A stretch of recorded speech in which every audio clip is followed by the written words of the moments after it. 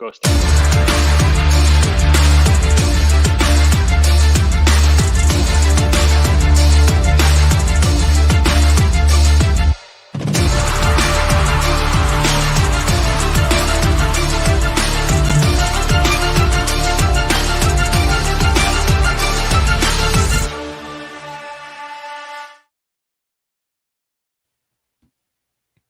Hey, what's up, everybody? Welcome back into the Blogger Bowl. I still forget what we're calling this episode or these episodes or what I even put on the graphic. I think I put in today through New Year's 6, maybe. I'm guessing that's what we're doing. We're just kind of doing this talk about college football and bet on some bowl games with each other and all of you, though.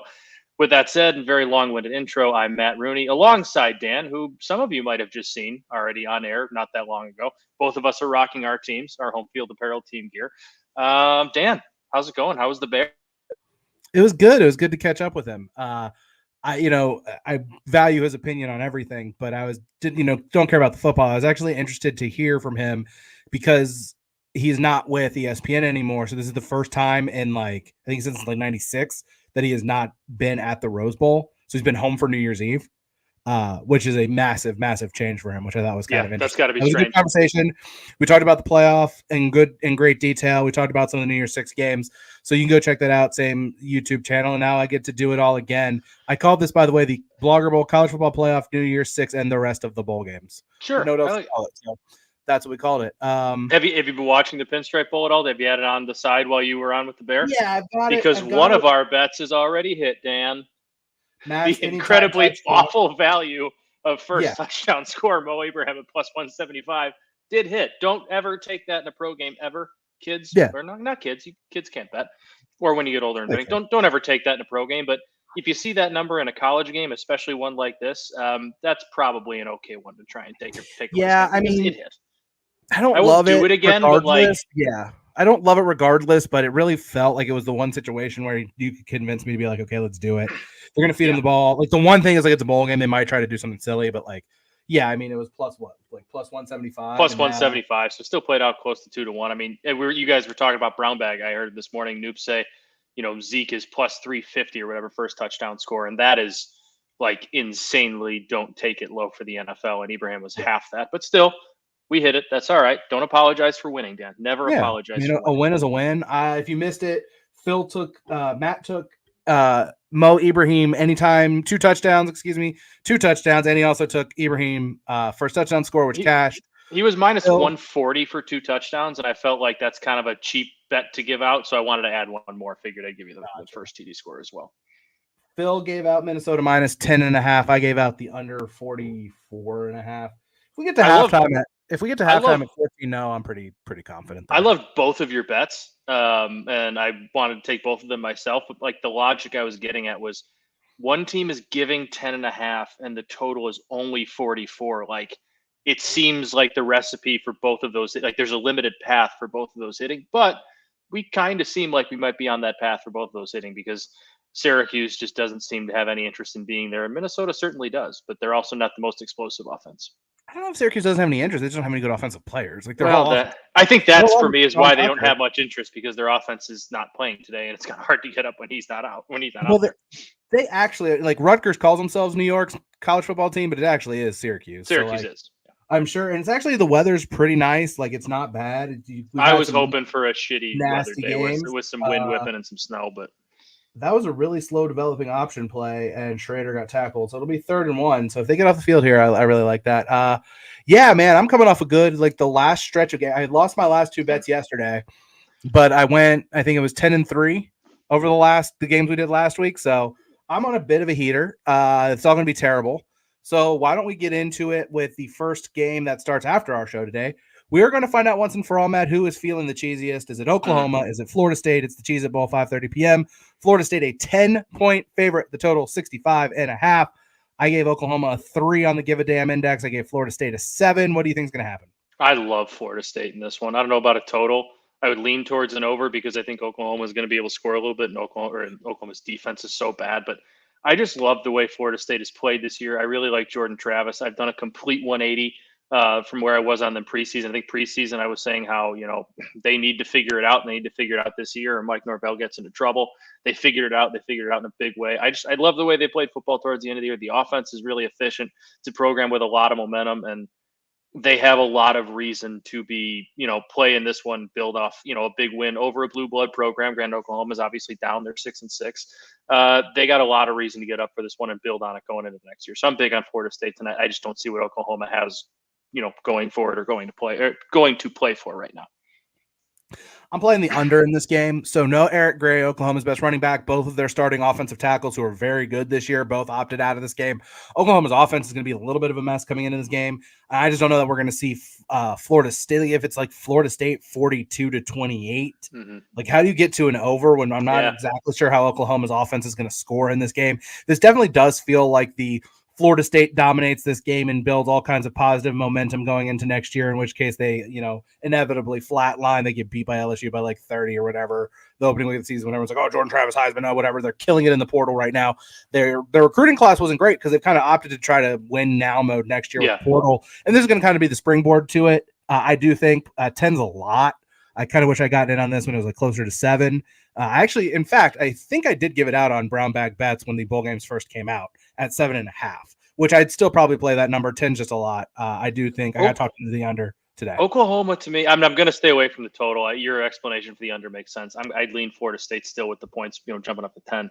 But like Oklahoma to me just feels a lot like Florida in this game, where we were not. I'm not saying they're going to go get shut out and need a sad field goal with 30 seconds left to avoid that shutout. But it just seems like a team with not much motivation at all to go out and play in this one. I don't see how they're getting up for it. And I think you have a Florida State team who obviously is a better program than Oregon State was in that game, but like similar kind of up and coming, had a better season than a lot of people thought, and has a big reason to get up for the next one. So I like Florida State in this spot a lot. The nightcap tonight, the actual good football game that is being played this evening, and that's not me being a Texas homer. The NFL game stinks, and this game is legitimately very interesting. Number 20 Texas, number 12 Washington from the Alamo Dome in San Antonio. The Longhorns, the lower ranked team. Remember, lower ranked does not mean it would be an upset if they win. They're a 3-point favorite. The total 66.5. I gave Texas, I'll say a 5. I wrote 4. I'll say 5. A Washington a 7 on the Give a Damn index. I obviously have a lot of thoughts on this, so I will let you give your thoughts before you can just kind of take a walk. Yeah, I love this bowl game for whatever reason. It always seems to be a lot of fun every year, and there always seem to be a lot of points put up. I think this is the one where Bob Stoops coached last year, and then you had a few years ago where was it Oregon made the big comeback? No, TCU made the big comeback against Oregon. I always forget which team was the one that made the big comeback in that one. I remember it was one. I know RG3 had some big moments in this game. I just 66.5 points is a lot. I'm leaning towards Washington. I'm taking the points with Washington because I think they have the more efficient offense at this point, or I think you know what you're getting out of them more than Texas. Bijan's not playing, right?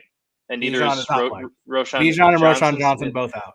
That's a tough spot for me for Texas. I'm a Quinn Ewers fan. I like that offense a lot, but I think we've seen them at times this year get one-dimensional when they just try to throw the ball around the yard. And I think Sark, without his top 2 running backs and his best player, and one of the best players in college football in the last 5-10 years in his lineup, I think that's not the best recipe for Texas's offense. I like Washington just because I think they have more going for it now, and I think their offense is a little bit more efficient. I want to take an over, but it just seems a little bit too high for me right now, so I'm going to stay away from it. Maybe live bet a total, but I lean towards taking the points and probably, like we talked about, I feel like an underdog sprinkling the money line with Washington. Sorry. Respectfully, of course. I see both sides of the coin in this game. So like Washington, again, we talked about Florida State using their game today as a springboard to like big expectations next year.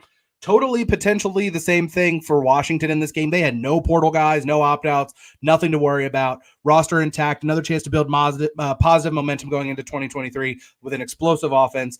Texas, like you said, no Bijan Robinson, no Roschon Johnson. We're going to really find out kind of what that Texas offensive line can do without their 2 bell cow backs in the backfield. That said, I think if you look at it the other way, Texas has traditionally played very well in the Alamo Bowl. The last 2 times they've been to bowl games with Alamo Bowls, and they won both of them pretty handily. They played Colorado one year who was bad, and they beat the crap out of a Utah team that had no interest in being there. But again, like an 80-mile drive down I-35. It's a home game for Texas in this situation. The Sark against Washington thing is a non-story, but what is kind of interesting, Texas's defensive coordinator, Pete Kwiatkowski, came to Texas from Washington. So I think there's going to be a little bit of motivation for that group to play well against their former coach or against their coach's former team. Texas is a better defensive team, and we've seen how bad Washington's defense is. Texas is still going to try to be able to run the ball, so I'll get to my bet in a second. So I see both sides of this coin. This is kind of like we're going to see what both of these teams have for 2023 tonight. Like, what does Washington look like? This is like their springboard game. And for Texas, life after Bijan Robinson, and it starts with Jonathan Brooks, their running back. It's probably going to be a little bit more by committee than it would traditionally be with like Bijan and Roschon, between Jonathan Brooks, Jaden Blue, and then maybe a little bit of Keelan Robinson. But Jonathan Brooks is at least expected to be the first guy up at that. His alt rushing total is 80 yards at FanDuel at even money. So that's going to be, I just can't make it. Like, I'd feel like an idiot if I bet Texas or if I bet Washington and Texas wins. Then I'd just be even angrier if I bet Texas and they lose. So like, I'm take a player prop in this game. And the one thing that I do like want to talk about real quick, because I've been asked elsewhere about it, and I do have a platform that I want to use. Patrick says, are Texas's offensive backups that bad? Feel like anyone can move the ball in UW? The question we just don't know about the running backs. Like, Bijan Robinson is an all-world talent, and he made an offensive line that was just really mostly young look better. They were a better pass blocking group than a run blocking group this year. But like you said, Washington's defense is really, really bad. So like, it's a total toss-up kind of game to me. It should be just really fun. That said, someone asked me, how much rope will Quinn Ewers have in 2023 with Arch Manning coming in? Because I believe we didn't talk any signing day stuff last week. No. There really wasn't a whole lot to talk about. So here's the thing. And I think tonight is kind of another interesting element to all of this. Arch Manning's recruitment was very on point. It was very much what they wanted to do. They had a plan. Like, if you followed it at all, nothing was surprising. He wanted to play for Sark. He and Cooper got really close with Sark when he was at Alabama. They've maintained that relationship. Him signing with Texas, I don't think is very surprising. He said he was going to commit. He said he was going to be quiet. He said he was going to sign. He did all of those things. Like, there was no smoke. Like, people were joking about him decommitting, but none of that. So he's been very true to what he said he was going to do. And part of that came with the understanding that he was very likely going to redshirt in 2023. Remember, you can play 4 games and still redshirt. Nevertheless, they are coming in understanding that this is Quinn Ewers' job. I also think like Quinn Ewers is a very important player for Steve Sarkisian, because Steve Sarkisian's whole rep is being able to develop quarterbacks, right? Like, you can say like, oh, well, what he did at Alabama was about the talent. And there's certainly no denying that Alabama's talent level it was insane. But he did turn Mac Jones into a Heisman finalist and a first-round pick. So like, developing quarterbacks is his thing. If he can't get Quinn Ewers into the level of being a first-round pick next year, a guy who's got all the arm talent in the world and has a long way to go in terms of being like an efficient quarterback, I think it kind of dings his reputation a little bit, and I think that matters to him. So I think Quinn Ewers is going to get a lot more rope than you might think in 2023. I would be very surprised to see Arch Manning get that job at any point, unless Quinn Ewers just really shows absolutely no improvement. He'll have to almost regress or get hurt for Arch. Exactly. And if he gets hurt, Malik Murphy was the quarterback they signed last year. He got hurt in camp and never really got a chance to play. I don't know how much he factors into the plans as sort of like the backup. And if they're just going to say Arch Manning's not playing unless Quinn Ewers gets hurt, I don't know what that dynamic is going to be. We move to Friday, and Matt, noon football is back tomorrow. Thank God. We have the Dukes Mayo Bowl, and what a hell of a game than to see a grown-ass man get dumped in a cooler of mayonnaise when his football team wins. I maintain that the losers should have to get dumped in mayonnaise. Nevertheless. No. Winner. Real quick, before we talk about Maryland, NC State a 1-point favorite, total 46. Mayo guy or not Mayo guy? You know, you give me like a flavored mayo or a flavored like aioli, Chipotle or like a garlic, sure. Right. I would, like, if you gave me a sandwich with mayo on it, I would not eat it, but I'm not going out of my way to put mayo on a sandwich or a burger either. Does that make sense? Like, I'm not anti, but it's not the first condiment I'm reaching for by any means. Gotcha. A big mayo guy. I mean, look at me. You can probably assume I'm a big mayo guy. Fun fact. I only learned this not too long ago. Using mayo instead of butter to crush your bread in a grilled cheese. I have heard that recently, and apparently gives you an even more like nice golden look to that crust, and a nice little char on it. So that's cooking tips from the Blogger Bowl as well. And Syracuse is about to get the ball with under a minute to go. Minnesota punted, so 14-0. I'm feeling pretty good about that under. Yeah, I think. However, I will say, like, I got the miracle of all miracle overs yesterday in the Kansas game, although that was also a game that should have never gone under. So, can we talk about that game for a second? Sure. That might be the greatest bowl game of all time. That you can keep the other one up there. That might be the most fun bowl game. It's definitely recency bias, but man, that Recency one bias. was It was very fun. awesome. That It was was very fun. awesome. It was Yeah. over, and then it wasn't, and then it was over again, and then it wasn't, and then Bean could probably run it in or just flip it to a guy off the left, and he basically throws it out of the end zone on the 2-point play. I mean, It if had we're, everything, and it if we're was being- 2-6-6 teams. if we were being honest, it probably wasn't even the best bowl game that was played in the calendar year of 2022 because the Rose Bowl in January was pretty fucking awesome. But like, no, that game was awesome. Like I gave up on it. I was like, whatever, turned it on, saw Kansas score and then get the onside kick. And from there, it's just like, well, this is awesome. All right. Maryland, NC State. NC State's a 1-point favorite.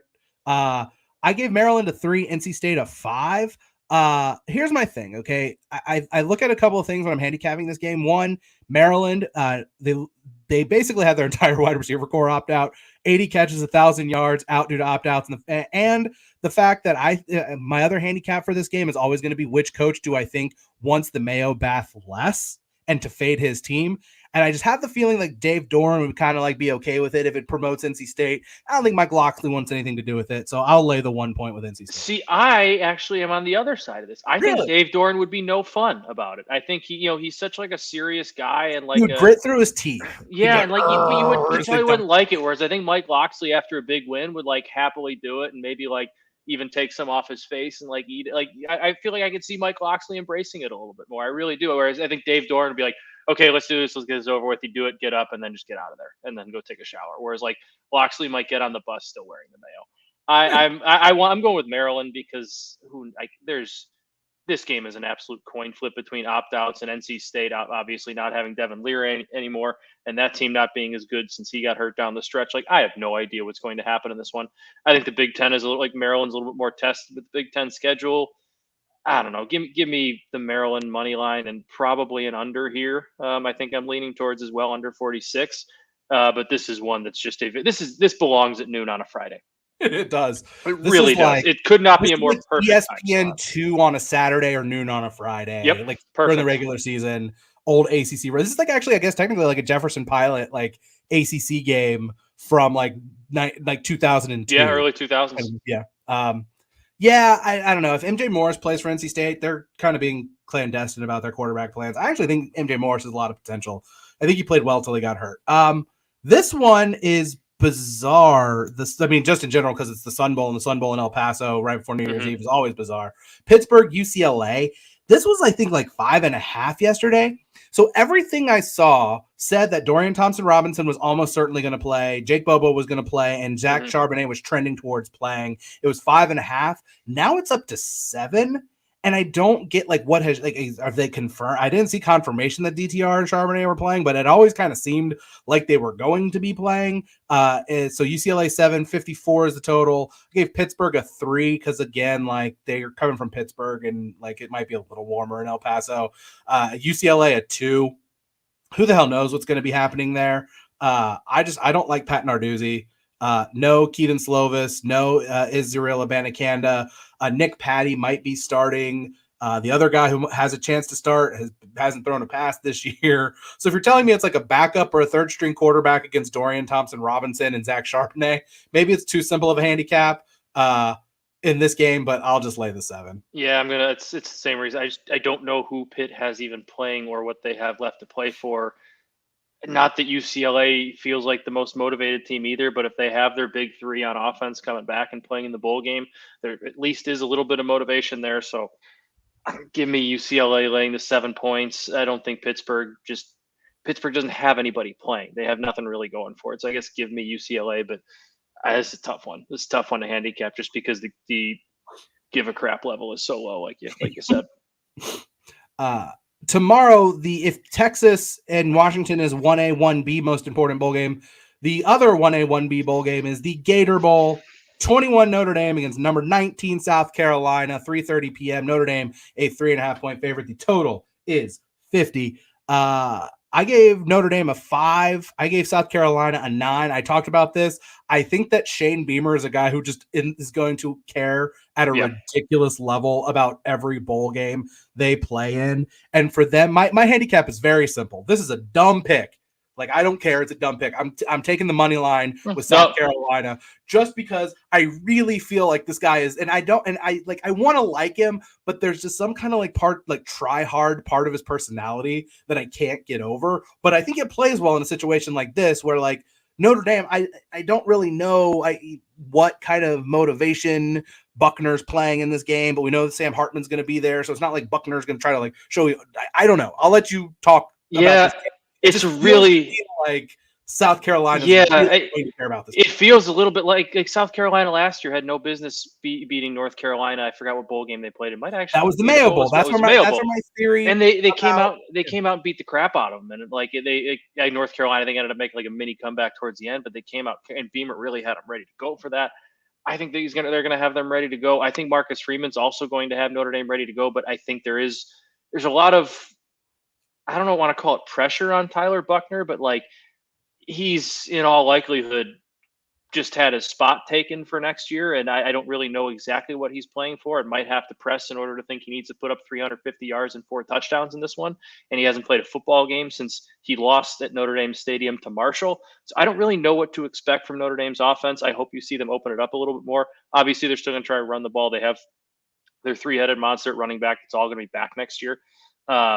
I think they know what they have in them. I think they're going to try and run, but I think they will try and, let Buchner throw a little bit, let some of their younger receivers try and eat a little bit. So I'm going to take an over in this one. I don't trust South Carolina's defense to really stop the run when Notre Dame has to run the football. I think Notre Dame's going to be a little bit more aggressive offensively. And I think South Carolina, we've seen that offense at times. Their last two, or Tennessee, they put up 60, whatever. They put up 30 something against Clemson. Spencer Rattler can get that thing moving at points. And I think Notre Dame Brandon Joseph's questionable. Jason, I can't remember. I can never pronounce his last name. Adam Miliola, not playing as well. So they have some. Isaiah Foskey opted out. That defense is going to be hampered. I think it's an over. I like an over in this one. I think both teams are going to score. I think it's a reasonable look. Not touching the points. I have no idea what's going to happen. Shout out to Minnesota, who allowed Syracuse of all teams to go down the field in 40 seconds and score a fucking touchdown. Ooh, that's a tough break. That's brutal. Patrick says Gamecock fans might outnumber Notre Dame fans 4-1 in Jacksonville. Also a fair. That's possible, yeah. Oh, also I wore this hat for Phil because it's got some tropical look to it and it's got a P on it. And Phil's in Florida, so he didn't want to be on here. So this is for Phil. I pinged him. I sent him a DM on Twitter and said, "Come join the chat. We're talking about Notre Dame." And Phil, I think, got all of his. If any of you follow him on Twitter, he was on a 5-tweet rampage about the Gator Bowl, and I just told him to go have another pina colada on the beach and stop worrying about a meaningless game that kicks off tomorrow. Speaking of meaningless games that kick off, that's mean. God, this game, the Arizona Bowl. The uniforms are great too. Yeah, orange or green and yellow. They should both wear I think they are. Oh, are they? I think I saw they had a display. They sometimes they have the helmets. They had a display, and the mannequin had a green Ohio jersey and a yellow Wyoming jersey. If they wear yellow, that's the uniform. If they wear yellow, that's cool. Wyoming's, I guess, traditional color is brown. I feel like the brown and give me green and brown. That feels like Ohio versus. I'd be all for it. I just think it'd be kind of hard to see. Anyway, nevertheless, it's Ohio. It's Wyoming. Enjoy that one. Enjoy that one. Stoolies on the barstool.tv or whatever it's called. 4:30 p.m. tomorrow. One of the, I think, 3 bowl games not on ESPN. We had the Holiday Bowl, which I actually watched none of last night. I was very tired. I went to bed. Saw the shenanigans that ended that game. The Sun Bowl's on CBS, and then this one's on Barstool TV or whatever it's called. Ohio, a 2.5-point favorite. The total 41.5. I give both of these teams a 5. They're playing in a bowl game. They're playing in Arizona. It's Barstool, and I'm sure that's cool for young people. Our guy Rourke, whichever Nathan, Curtis Tanner, Nathan, whichever one. He's obviously still out. For the last 2 years, every single skill position player at Wyoming just transfers. They just hate playing for Craig Bowl. This game sucks. I tried to find beauty in all college football, and I would watch it if it were on TV. I'm not going to seek it out on Barstool, but 41.5 for these teams. I'm going Ohio in and under. Like you said, Wyoming's got a lot of people leaving. Ohio, I always forget the backup quarterback's name, but it's not just he's played a few games now. It's not like he's just getting thrown in. They've won a couple games with him. Obviously, they lost the MAC championship in a tight game against Toledo, but even that one was a defensive struggle. I'm going to take an under here and lean Ohio just because I feel like Ohio's gotten me this far this year. I have to be loyal to them and stick with it now. But yeah, 41.5 points for these two teams seems like a lot. Yeah. I mean, which is sad to say that 41.5 points seems like a lot. So we move on. Our last game tomorrow night, we move into the good ones, although I would argue that I think every game we've talked about has been good. Is good, but we get into the New Year's Six, the first of the New Year's Six bowls, the Orange Bowl, and it could not be a more apropos matchup. Number 6 Tennessee against number 7 Clemson, 8 p.m. tomorrow night. Clemson, a 5.5 point favorite, 6 point favorite, 4.5. Like, this number's been all over the place, although it's been on the move today. The total is 63.5. I think both of these teams are going to care. I mean, Tennessee is a good chance to wrap up a really nice season. Clemson, just, again, we talk about tryhards. We talked about Shane Beamer, like Dabo Swinney, the ultimate tryhard in college football. So I think Clemson's really going to come in motivated for this game as well. So, like, no Jalen Hyatt, no Malik Tillman, no Hendon Hooker, obviously. No Miles Murphy, Xavier Thomas, or Trenton Simpson. However, Brian Brisset, KJ Henry, and Tyler Davis are all expected to help out on that front four for Clemson. This kind of comes back to what I was talking about with some of that. Texas is like, Clemson's the better defensive team. Clemson's going to be able to run the ball. In Tennessee defense, I'm just still not sold. And with all of the opt-outs for Tennessee, I don't know who's going to be Joe Milton's going to be throwing to in this game. It just kind of feels like one of those scenarios where, like, this has been a great story for Tennessee, but here comes little old Clemson. So I hate doing it because, I don't like backing Clemson. I'll lay the 5.5 here. Just kind of feels like this is a game where they're going to run the ball, they're going to play enough defense, and they're going to find a way to win by like 7 in an annoying game. Yeah, if Tennessee had, if Joe Milton was throwing to all the guys who opted out that you mentioned between Tillman and Wyatt, like, I would probably lean towards taking the points with them or maybe looking it over. But I'm going to go with Clemson here. They found something with Cade Klubnik in the North Carolina game that woke up that offense that we have not seen since they played Notre Dame in the 2 years ago in the COVID year when DJ played. I should say without Trevor Lawrence, we haven't seen them play like that. Like, we haven't seen a non-Trevor Lawrence Clemson team look that good and that efficient offensively since that point. Maybe Wake Forest. I lean them because I just think there's something new, something fresh there with Cade Klubnik, and I don't know what Tennessee's got going for it. Like, I don't think Joe Milton's a bad quarterback, but you take away his top weapons, I think he's going to have too much to deal with. I think you guys put it out in the ether. Well, first off, you put the Sam Hartman thing in the ether on the show last week. I can't remember if you and Phil, if it was just you a couple weeks ago, might have been last week, both also said, like, hey, DJ Uiagalelei, Oregon State seems like a good fit. And that's where he ended up. It was Matt who said it, and like agree completely. Best player that they've ever had at quarterback, at least in terms of recruiting rankings. Mm-hmm. They've had 2 4-star recruits in the last 20 years at quarterback, Derek Anderson and Sean Mannion. DJ's the highest, at least best talent that they've ever had at that position. And it's also, there's no pressure on him to go in there and lead them to the playoff or anything like that. I think it's a great fit for all involved. Phil said, I said, hey, Phil, we're talking Notre Dame. Come join the stream. He said, damn it. Haha, I'm back because baby needed to be back. He said, but I'm on baby duty. He says, take ND. Rattler is a fraud. And then he put in parentheses, I say nervously. So that's fair. That's about exactly what Phil was tweeting. That's a summary of his tweets in a nutshell. We move on to New Year's Eve. And the first New Year's Six Bowl on New Year's Eve is an actually very, very interesting game. A game that I have come to really get interested in as number 5 Alabama takes on number 9 Kansas State at noon. The Tide are a 6.5 point favorite. The total is 56. Will Anderson's playing.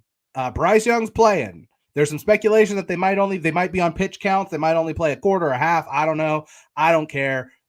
Alabama seems weirdly into this game. Did you see the video? And I don't know if they do this every bowl game, every practice, whatever, but they or if they do this for every team at the Sugar Bowl, but they kind of put up fences around the field that you couldn't see, like from the field level, at least what was going on at practice. It seems like Alabama is weirdly taking this game very seriously. And I'm going to ride into the ground this opinion that I've had of Alabama all year, which is like super unimpressed with this team beyond the 2 guys who we didn't expect to play who are playing. Like, just haven't been impressed, like, at all, even if they both play in this game. I think Kansas State is very live to cover. That said, haven't been impressed with the Alabama defense other than their pass rush, other than Will Anderson, really. If he, like I said it all year, if Will Anderson ain't getting home, their defense is gettable. I think the Kansas State defense is very gettable, so I'm just going to play an over here. I'm just going to stay away from the side. I'm going to go with you. I'm doing the same thing. I have it does feel like this Alabama team is weirdly motivated for a game that they in the past they have not. Like the Oklahoma game was a couple years ago. Trevor Knight went out and kicked their ass. Weirdly not motivated for these games. I think they're weirdly motivated. It's weird to me that Anderson Young are playing. as a fan of a team who's going to have a top 2 or 3 pick in the draft and is not drafting a quarterback, Will Anderson, please be careful and stay healthy. Yeah, I think it's an over, especially if Anderson's going to be up on a pitch count, which he might.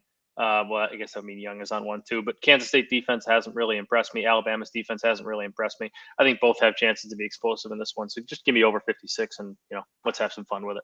I'm asking general manager of the Chicago Bears, Matt Rooney, what offer would you have to get to move out of the number 2 spot and the chance to draft Will Anderson? Oh, so I've had this discussion a couple times. Obviously, this is all Bears fans have been talking about for the last, however long. I'm only trading back if it keeps me in the top 4, because if I trade back and it keeps me in the top 4, 2 of those teams at least are taking quarterback. I'm essentially guaranteeing myself Jalen Carter, Will Anderson. So I'm only trading back if I'm still guaranteed to end up with one of those 2 guys. I love Will Anderson. I think he's going to be an elite pass rusher in the NFL. I also think Jalen Carter is going to be an elite 3 technique, an elite defensive lineman, elite disruptor in the NFL. So if you're telling me one of those 2 guys, and I'm getting first round pick and another extra first round pick and more, obviously, then I'm in. But if you're telling me I'm getting out of the top 6 or 7, I'm probably just telling you thanks, but no thanks. So say Houston takes Bryce Young number 1. Carolina is currently sitting 8th. Let's say they end up there, although they very well might win that division. Carolina could pick 8th, or they could pick 20th. Let's say Carolina is 8th. How many first round draft picks would it take for you to be able to move from 2 to 8? Future first, like obviously they're the 8th pick this year. Oh, 3, man. 2, probably 3. Probably 3. Interesting. I'd still be hesitant because like when you're a team where the Bears are, obviously you need more picks. You need more chances at guys, but you do still need to go get like that dude. Like you need to go find out whether they have that dude on offense right now. Luckily, in the most important position to find, but you need that dude on defense. And you kind of seen what it's done for Detroit's defense, and they have Aiden Hutchinson. He's that dude, and it's made their defense look all that much better. Like if you can get that guy, that goes a really, really long way in building the rest of that defense. So it would have to be an offer that I cannot say no to. I don't know what that is, but you know when you see it. The only other Saturday game we're going to talk about for now, and by we I mean you. I'm not talking about this game. I fucking hate both of these teams. Music City Bowl, Iowa -3, total 31. If Iowa can't fucking beat Kentucky's backup quarterback, then Kirk Ferentz should be fired. So under 31, Iowa, I guess. Under 31. Total's way too low. It probably doesn't get. Still taking it. I'm taking it out of principle. Under 31. I love that we got that game for like the second year in a row too, or 3 years, whatever it is. Fuck that game. All right, moving on. I hate both those teams. I hate Kirk Ferentz. I know, but it's hilarious. And I hate Kentucky. And then Devin Leary is going to Kentucky. I know you hated Kentucky. I got so tired of watching them this year. Like it's the Will Levis. It's like Will Levis is a first round pick. He's a top 10 pick. Like show us at any point. Dan, you're talking to the guy who at preseason took the Kentucky team total under and went on this exact rant. If you're talking to someone who knows how you feel, it's me. It's also less about Will Levis and about like how like that offense was so bad. Will Levis is Mitch. He's Mitch Trubisky, maybe a little bit taller, but like he's there. There's one of these guys every single year that starts as a late first round pick maybe, and then the guys that shoot up the draft boards when they're done playing football, and it never works. It never works. Just take Bryce Young and run away. All right, so we'll do the playoff games last. Where's my camera blurry? I don't know why your camera. Keep going. I'll be fine. We'll figure it out. We'll move on to Monday. I already popped the graphic. The ReliaQuest Bowl. 22 Mississippi State, Illinois, noon, Monday. Mississippi State a 1-point favorite, total 46. Look, man, Mississippi State playing a stadium with a pirate ship. They're not losing this game. Yep. They're not losing this game. I would never in a million years, but I love Illinois the year they've had. I think they're a program that's really on the rise and doing really good things. They're also going to be without their 2 best players, Chase Brown and Devon Witherspoon. Mississippi State has everything to play for. And quite honestly, Brett Bielema might just be like, yeah, you guys, like second half, like let's just let them have this one. They need this. Give it to them. Mississippi State would never bet against them. All right. Maybe take an alt line. Fair. Moving on, the Cotton Bowl. My camera's back. I'm good. I'm not blurry anymore. The Cotton Bowl Classic, which is not played in the Cotton Bowl, it's played at Jerry Jones Palatial Estate in Arlington, Texas. Number 16 Tulane in their first major bowl game since 1940, taking on USC. That's number 16 Tulane and number 10 USC. USC a 2-point favorite. The total is 62. USC without a lot of guys. Jordan Addison's not playing. Obviously, Travis Dye is out. They're missing a bunch of guys. They've had some linemen opting out. A lot of opt-out situation there. Caleb Williams insists he is playing in this game. I don't know what's going to be happening with that situation and his hamstring. Pratt is coming back to Tulane. Again, their best season in a million years. I was surprised. I thought he was going to go. It was kind of surprising. A chance maybe to run it back next year. And like, there's no reason why that team shouldn't be in consideration for this again next year, particularly with Houston, Cincy, and UCF going to the Big 12. Like, no reason. That's probably factored into part of it. They can do this all again next year with Tulane. I like Felica was big on Tulane in this spot.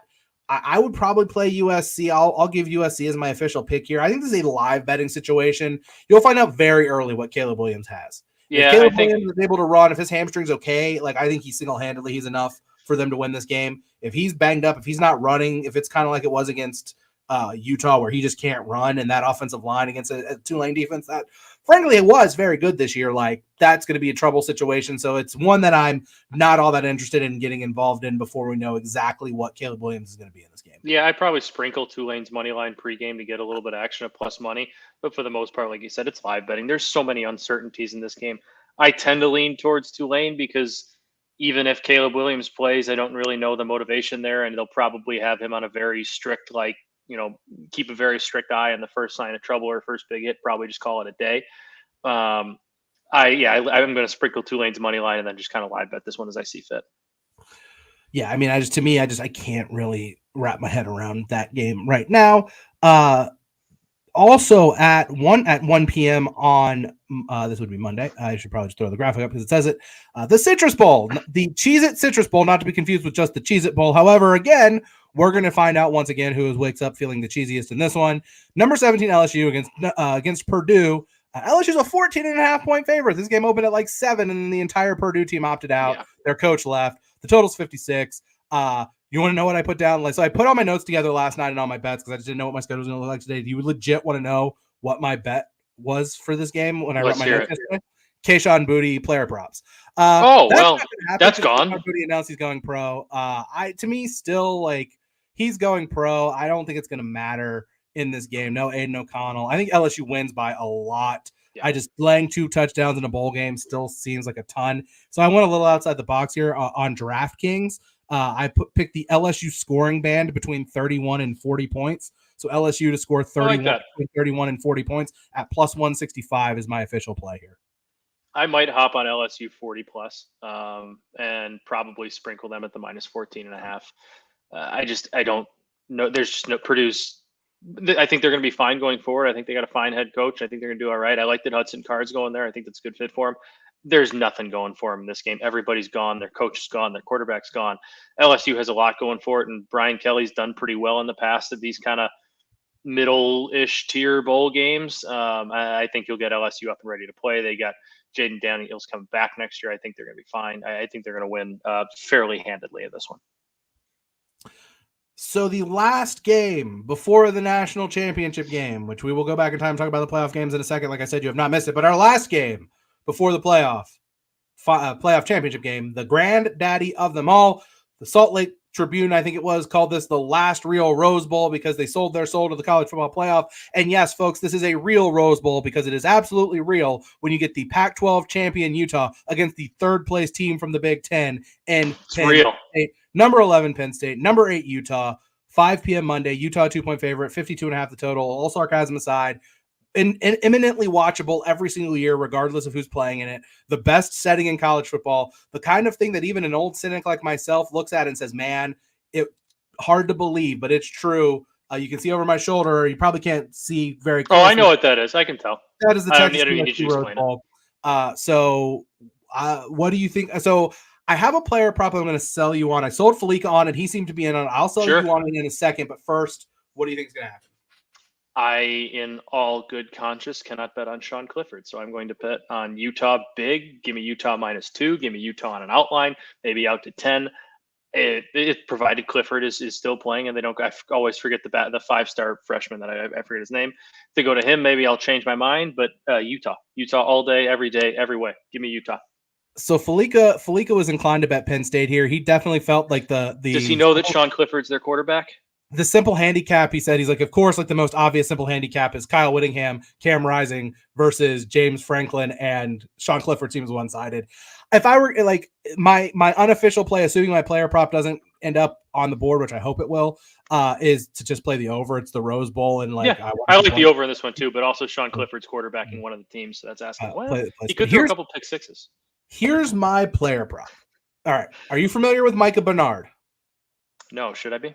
You should be. You've seen Micah Bernard play. Did you watch the Rose Bowl last year? Yeah, I was there. And you've seen Micah Bernard play. Okay. Micah Bernard is a running back for Utah, who last year, 2 weeks before the Rose Bowl, was moved to cornerback because had a bunch of injuries, and they had a bunch of injuries at the cornerback position. They needed a warm body. So Micah Bernard went from running back to cornerback for the Rose Bowl against Ohio State, where he was asked to defend Jackson Smith-Njigba and Marvin Harrison. Now, there are very good cornerbacks in college football who are going to be first-round picks in the NFL who would struggle to defend Jackson Smith-Njigba and Marvin Harrison Jr. So Micah Bernard had zero chance to do anything against those guys. And you can remember Jackson Smith-Njigba had like 300 yards. I think Marvin Harrison Jr. had 4 touchdowns. And Micah Bernard, along with everyone else in that secondary, he got roasted, toasted to a crisp in that game, as well he should have.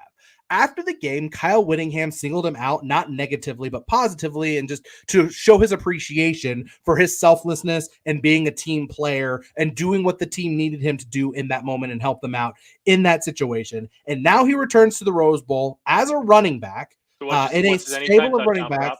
So I'm playing, if they hang it, the Micah Bernard anytime touchdown prop is a must play for me because I really legitimately do think that Kyle Whittingham will try to get him the ball. Kyle Whittingham is absolutely the type of guy who will, a year later remember this and try and do that kid a solid. So Jaquindon Jackson's emergence at running back, I think, will even out some of those odds. So it's not going to be like a minus 200, I don't think. If it's minus and it starts with a 1, I'm going to play it for fun. Because I really think they're going to do what they can to try and get that kid a touchdown. I'm in on it. I love that bet. Utah and Micah Bernard anytime touchdown score.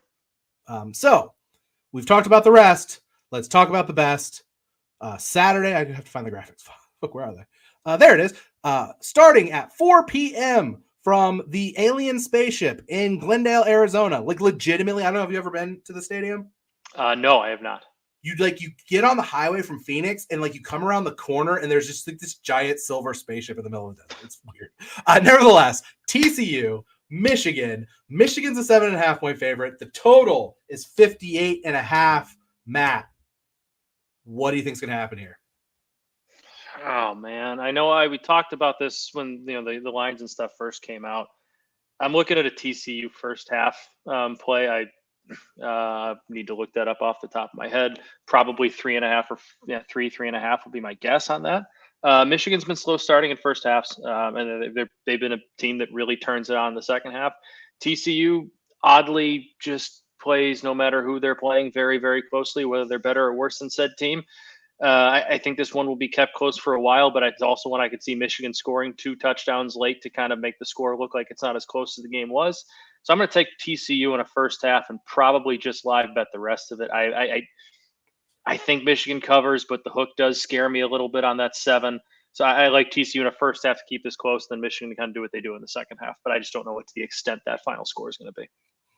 I was hoping Felica was going to help get me some clarity on this, and he did not. My thing is I talked about it when the matchups first came out, and I haven't really been swayed to think that I think TCU is probably a little bit underrated. I think the whole thing about TCU is not very good and they don't belong in the playoff and it's the Big 12 and all this kind of crap. And Michigan, I think, is completely overvalued based on the Ohio State game, a game that you run that game back, that outcome doesn't happen more than 5. Michigan might win, but it's not. They win close games. It's been a close game, exactly.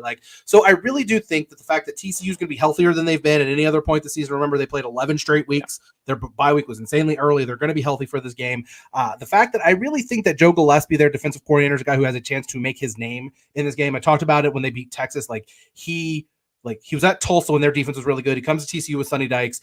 I think that he did a really good job game planning against Texas, the way that they're going to want to run the ball. Great against Texas. They're fundamentally going to be a very sound defense with 3 weeks to prepare for that game. TCU 75th in passing success rate, but they are 5th in passing play explosiveness. I coined it. You liked it. They're the fuck it and chuck it offense, but that's kind of what they did. They're going to have to hit big plays. Quentin Johnston's going to have a big game for them to win. That said, like looking at it from the other perspective in my mind, like the scenario for which how TCU wins this game feels like it's a lot less likely than the scenario for which Michigan wins this game, which is run the ball, run the ball, run the ball. JJ McCarthy make a handful of throws and they win this game. Like to me, it feels like TCU, they've struggled with physicality. They struggled with the physicality of Kansas State on offense. They struggle with Texas's physicality on defense. Michigan is going to want to big boy them in this game. So like I kind of got talked off of my opinion that I think TCU has a good chance to hang around in this game. But I got to stick with my guns here on this one. I'm going to take this as long as it stays above 7.5. I'm going to take the points. TCU is going to have to hit big plays and hit them early. Like that's their path to staying in this is like I said, Michigan's going to want to bully them and out physical them all game. TCU is going to need to jump out to a lead. They're going to need Max Duggan to rip off a 40-yard run. They're going to need him to find Quentin Johnston on the first drive for, a 50-yard touchdown, something like that. They're going to need those big plays early to kind of give them that confidence, because I think if they get themselves dragged down in a Michigan style of game, I don't think they can really compete with them. And honestly, on the other side too, like I think TCU is going to do their best to try and take away the run game as much as possible. Obviously, it's a lot easier said than done, but I think they're going to try and make JJ McCarthy beat them in a similar way to Ohio State did. I think Ohio State kind of said like, hey, you're not going to run the football on us. And Michigan didn't run the football on Ohio State until the fourth quarter when the game was effectively over. They hit those 2 big home runs. Like TCU is going to try and do that and make JJ McCarthy make big throws and make big plays deep. And I think whoever makes it easier said that it might be the easy way out to talk about this, but whoever makes those hits on their big home runs, I think is going to win this football game. I think it's going to be 2 teams taking a decent amount of shots, and whoever hits more of those probably comes away with a win. Yeah, I mean, it kind of feels like if this game, the team that's going to be able to, if these teams are trying to grind out yards, that favors Michigan. If it comes down to who can hit the big play on offense, it certainly feels like that is TCU's forte. That first half look, I don't dislike at all. The other game, the nightcap. For those of us sickos, I have a 6:30 dinner reservation. I will be home probably just in time for the start of this game because why on earth do we do these on New Year's Eve every year? I'm at a wedding, so I'll be streaming it on my phone. Oh, that's right. You told me about that. I've been cleared to do so, though, so it's cool. Oh, nice. Well, there you go. Melissa said I'm allowed. The Peach Bowl. It's my job. Exactly. It's for work. I'm working. It's the Peach Bowl. I should have put number 4 Ohio State at Georgia. I know it's not in Athens, but it might as well be in Atlanta. 8 p.m. Georgia, a 6.5-point favorite. The total is 62. Falika made the point that the books really seem to be wanting people to bet Georgia here, and that's why it hasn't moved off of 6.5 and gone to 7 or above. Like the books are really counting on people betting on Georgia, so that kind of gives him the willies there a little bit.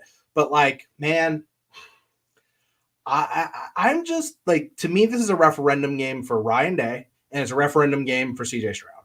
Like, Ryan Day got his ass kicked by Jim Harbaugh. Got out coached. That team was. I just meant this year. No, yeah. They were last year. Michigan Michigan was better than Ohio State. Like they were better than Ohio State last year. Like true, but they got bullied. Like they got beat up. They got bullied. They like them losing that game last year is understandable. Them losing this game this year is not understandable. Like that's purely on coaching. So we've talked about all of the things we don't like about Ryan Day.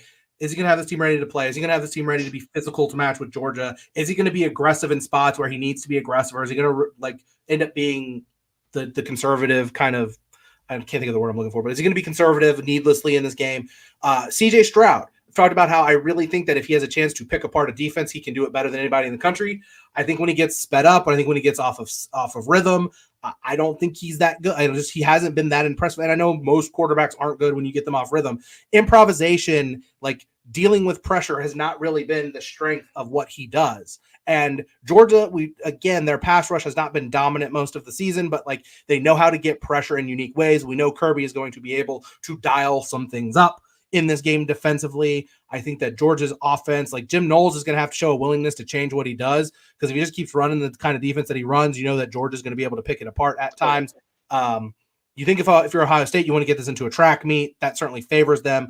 I just don't know that they're going to be physical enough to do that. I think they get bullied again in this game. So I might be in the square category here, but man, it just kind of feels like Georgia's going to just kind of bully them. Yeah, call me a square here too, but Ohio State has shown me no reason to back them in this spot since Ryan Day has taken over as their head coach.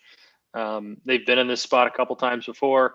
I know they came out and beat Clemson a couple of years ago when Justin Fields was their quarterback, but that wasn't a very good Clemson team. And then they went and got their ass kicked by Alabama. Like, I just haven't really seen enough from them. And I know what Georgia is. And I truly think that we have seen Georgia flip the switch at times this year. And when they flip the switch, they are that much better than everybody. Like, they flipped the switch against LSU. They didn't even play their best game, and they put up 50 and beat them by 27 points. Like, that's an eye opener for, like, they dropped 50 on Brian Kelly's LSU team in the SEC championship and did not play their best game. You had your head coach saying, we need to be better than that. Like, I just think Georgia's the best team in the country. And I don't think they're as good as they were last year, but I think this year's team is still just better than everybody else. Yeah, I don't think Georgia's as good as they were last year. And I don't think any of the 4 teams in the playoff are remotely as good as a healthy Alabama was last year. No, I don't agree at all. I'm sorry, I agree with that. I don't believe they are. I think Alabama last year, once both of the receivers got hurt against this year's Michigan team, would be an interesting game. I mean, it basically would be those 2 teams playing this year, I guess. But yeah. So my last question before we wrap this: who, though, do you think is more likely to beat Georgia, Ohio State, or Michigan? Ohio State, I think. Me too. I think both teams can, because, like I said, I don't think this Michigan team or this Georgia team is as good as last year's, and I do think there are, a few more, opportunities at them. I just think Georgia and Michigan play the same style of game, and Georgia does it better than anybody else. And I don't we've seen, like, Michigan's Ohio State game. We saw them again. I don't want to sound like I'm taking much away from them, because I don't mean to. Like, they went out, and in the second half, they absolutely, took it to Ohio State. They hit their home runs. They won that game. But early on in that game, Michigan had run for like 1 yard going into the third, like midway through the third quarter. Like, Ohio State was able to control them on the ground. They just hit home runs. I don't think they'd be able to hit those home runs against Georgia. And I do think Georgia would just be able to take away the runs similar to Ohio State did. So I think Georgia can do. I don't think Michigan can out Georgia, and that's their only way of beating Georgia. All right. Whereas Ohio State, if they get hot, they have the best receiver in the country and probably another who's the top 5 receiver in the country and a quarterback who's really good when everything's going well. And if that ball gets rolling, who knows? Yeah, like, they have the high-end talent where they could potentially be able to make that happen. I'm trying to see if where the Exactas were. Is the Exactas here? No, maybe Bet Online. I don't know. I was going to see what price you could get Ohio State to beat Michigan in the national championship would be. And if that, I don't, I have no interest in betting that. I mean, I still have, technically it's still alive, my parlay from earlier in the year where I have Ohio State at plus 1,200 to win the national title. Not dead yet. So it's not dead yet. But kind of wonder, Ohio State, FanDuel has Ohio State as a 3.5 point favorite over Michigan in a hypothetical national championship. Which is wild that we just saw Michigan beat them on the road by 20. Yeah, it's just TCU was getting 4.5 in the first half, by the way. I just looked it up. 4.5. I'd probably take the 4.5 with them in the first half, and then if I can find the double of TCU first half Michigan game, I might go with that. I love it. I love that. And yeah, man, that's basically a season. We'll talk the national championship. We'll talk national championship for sure. We'll talk FCS national championship. We'll see if we can get corporate Phil to get off of his. Well, no, it's vacation Phil now. Family vacation man Phil, but then it's back to being corporate Phil next week. I don't know, man. We'll see if we can get Phil around to wrap some of the Bison and the Jackrabbits on Sunday, like last day of the NFL season. Let's put the FCS national championship game opposite the NFL on ABC. Still outrated it on ESPN every other year, but it's still the NFL. So we'll have that. We'll have the national championship game. We might have some early thoughts on maybe some Heisman guys. Maybe we'll see by that point. We'll see some Heisman numbers. I doubt it. Maybe we'll see some win totals. You can bet the Colorado win total. I have a lot of thoughts on that we've gone 54 minutes, so I'm not going to talk about Colorado again right now. I don't want to talk about. I will say PSA: don't take Shedeur Sanders to win the Heisman, please. I will say this guy tweet saying he's the front runner on Fox Bet. If you got him at 100 to 1, fine. if he's the front runner for the Heisman Trophy on these odds. Do not take he's not the front runner. Some writer for Fox Sports, and is a guy who's really into HBCU football, said that of his Heisman candidates in 2023, Shedeur Sanders is his number one Heisman candidate. Well, and his justification, while it was technically not incorrect, which was if Shedeur Sanders leads Colorado to the Pac-12 championship, he is going to win the Heisman Trophy. Not denying that. If that happens, Shedeur Sanders is going to win the Heisman Trophy. One, even though they've done a good job in the transfer portal, look at the talent level that they have on that roster. Still not a lot left there. Two, look at the schedule. I'll tell you, spoiler alert, man, you got me rolling now, man. Good Lord. That's fine.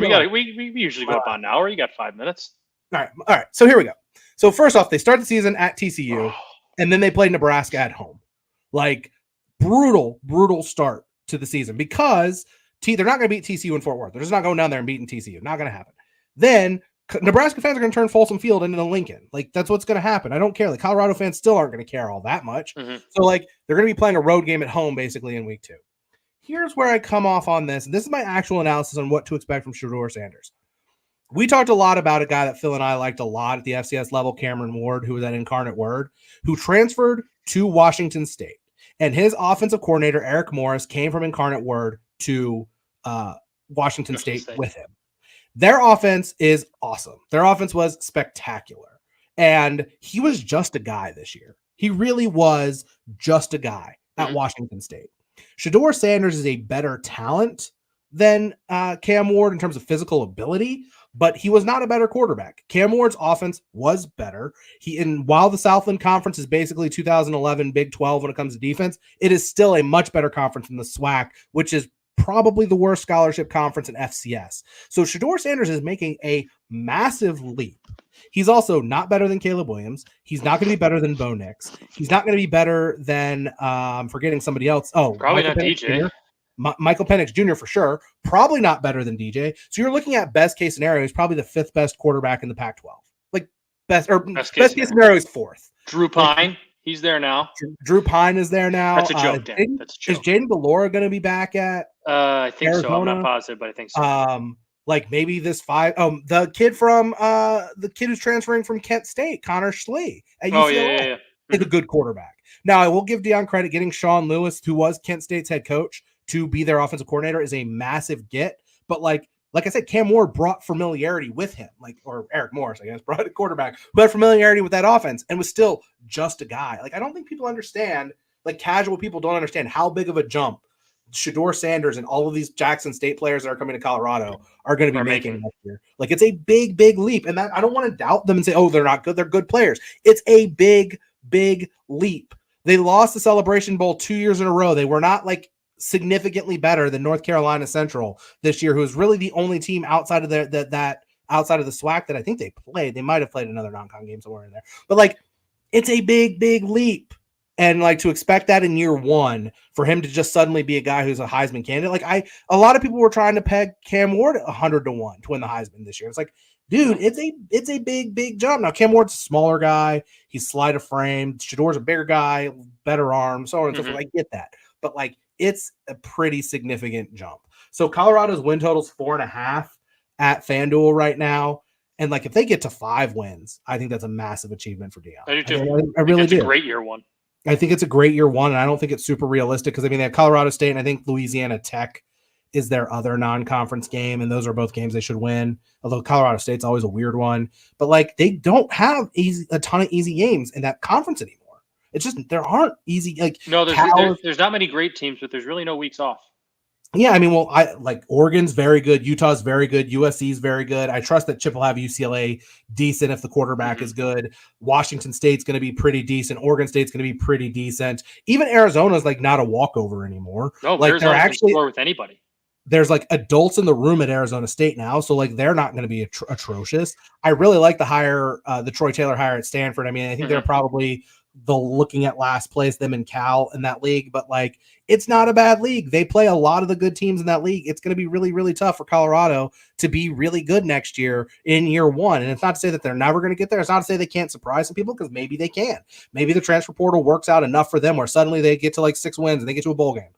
I just think, man, if they get to 5, if they get 5 and 7, that's a hell of a year. Now I've got to look up the schedule because now it's Yeah, I think that's a very, very good first season for them. Like it's such a big jump, and like people might not realize that because Jackson State, it was a lot more. I don't want to say overexposed, but they got a lot more exposure, and the more exposure you get, the better people will think you are because they're seeing you all the time, more familiar they are.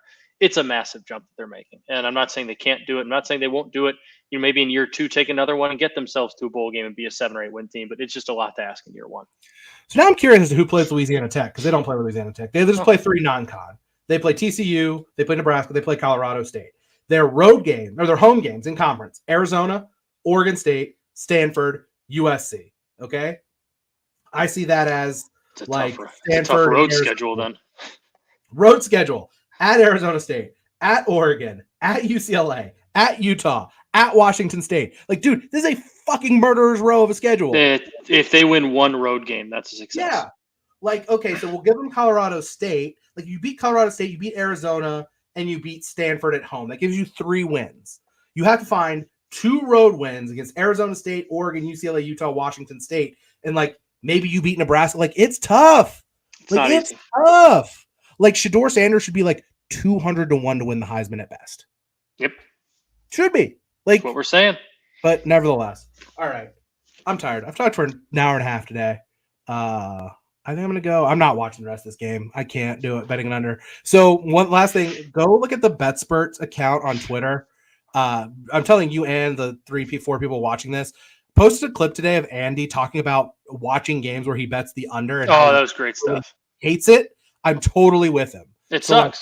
It's not fun. Watching games where I bet an under. Not fun. So I'm not watching the rest of that game. I might watch some of the Florida State game, but I might just stare at the clock the whole time. Exactly. I might just take a nap and then get up at 9:00, watch the Longhorns, hopefully take care of business tonight against the mighty Dogs of Washington, although I love Washington, so it's fine either way. I was going to wear my Washington shirt, but then I remember they were playing Texas, so I didn't. So I initially had said I thought 3.5 was too many points and had originally put Washington as my bet. And my idea was to take off my Texas shirt and have the Washington shirt on underneath it, but I didn't do it. So nevertheless, good luck to the Longhorns. Good luck to the Fighting Irish. Please beat that try-hard Shane Beamer, or don't, because I picked South Carolina. Yeah, it's a win-win for you. Yeah, I hope for you and Phil's happiness. I hope the Irish win that game. We hope all of your bets are good. You know what, Dan? My happiness has nothing to do with that game. It's what hopefully happens in the 4 or 5 days after that game, and who may or may not transfer to Notre Dame. That's really where my happiness lies. So game is fine, but it's what happens afterwards that I'm really caring about. That I totally understand. And on that note, we really appreciate you guys riding with us this year. We will obviously be back to talk about the national championship game, but this is our last one of the year 2022. It's been a great first year of the Blogger Bowl. We thank you guys for riding with us. We wish you a very, very, very happy new year, and we will talk to you in 2023.